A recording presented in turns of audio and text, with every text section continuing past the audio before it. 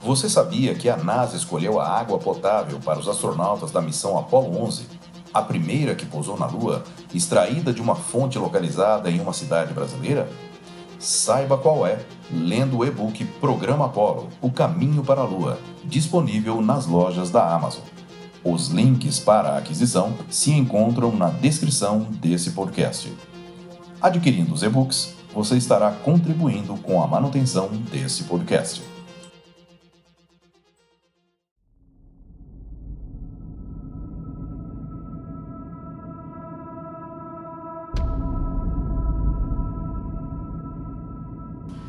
Filho de um casal de nobres dinamarqueses, passou de um ilustre desconhecido ao mais discutido dos astrônomos de sua época, com descobertas que mudaram os rumos da astronomia, dando origem à cosmologia moderna.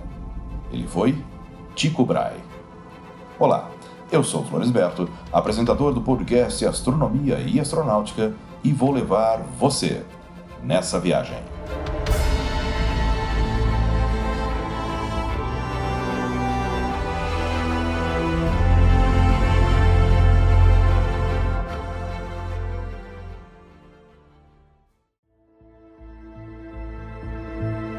Desde a infância, Tycho Brahe tem a autoconfiança dos grãos-senhores, numa época em que os grãos-senhores se permitiam tudo. Apesar de ter nascido de uma família nobre, seu tio, Jørgen, era quem realmente tinha mais prestígio por chegar a almirante na armada dinamarquesa. Como Jørgen não tinha filhos do sexo masculino, raptou Tycho ainda na infância para criá-lo, brigando com o pai do menino, Otto, pelo acontecido. Porém, algum tempo depois, se acertaram e Tycho permaneceu sob a guarda de Jørgen. Quando tinha 13 anos, o tio enviou Tycho para a Universidade de Copenhague para estudar Direito e Filosofia. Lá, revela-se desde já o típico estudante rico do século XVI, grande bebedor, conquistador e brigão. Ele ficou na universidade por 3 anos e, durante esse tempo, pôde presenciar um eclipse parcial do Sol, que havia sido previsto com exatidão pelos astrônomos, o que o fez se perguntar como o homem podia conhecer o movimento dos astros e predizer suas posições futuras, passando a partir daí a se interessar por astronomia. Ele saiu de Copenhague e, aos 16 anos, foi para a Universidade de Leipzig, na Alemanha, continuando lá seus estudos de direito.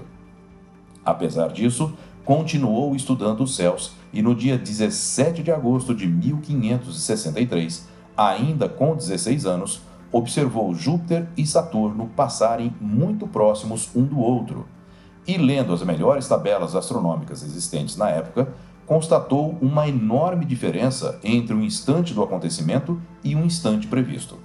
Com isso, Tycho decidiu construir novas tabelas das posições dos astros com uma precisão até então nunca alcançada. Foi nessa época que seu tio morreu de forma gloriosa, se atirando ao mar para salvar a vida do rei Frederico II da Dinamarca. Além da herança deixada pelo tio, Tycho ganhou também a gratidão do rei pelo que fez seu tio. De Leipzig, ele foi para Augsburg e ali começou a se dedicar integralmente à astronomia. De Augsburg, foi estudar na Universidade de Wittenberg, onde assistia a aulas de astronomia. Quando a peste negra assolou Wittenberg, Tycho foi para a Universidade de Rostock. Lá, aos 19 anos, considerou-se insultado por um colega que disse ser melhor matemático que ele. Algumas horas após o incidente, à meia-noite, arrasta-o para uma casa vazia, onde o desafiou para um duelo no escuro. Acaba perdendo um bom pedaço do nariz, o que o fará usar, até o fim de sua vida, um nariz artificial feito de ouro e prata. Devido a esse acontecimento, foi expulso de Rostock. Depois de uma passagem pela Suíça, voltou para a Dinamarca em 1570, aos 26 anos, morando com um tio por parte de mãe, que era o único na família que apoiava seus estudos astronômicos. A família não o apoiava, pois nessa época não era digno de um gentil homem tendo à disposição os mais altos cargos, dedicar-se a estudos científicos. Apesar disso, Tycho continua firme e começa a construir instrumentos de uma potência e precisão nunca vistos, principalmente um quadrante de 12,5 metros de diâmetro. Enquanto Copérnico considerava aceitável uma aproximação de 10 minutos, ele pensa em segundos. A família não vê outro jeito senão ceder ante uma paixão devoradora. O tio permite-lhe, inclusive, instalar uma espécie de observatório num hangar abandonado. Nesse local, Tycho descobre uma nova estrela, que será tratada no próximo episódio.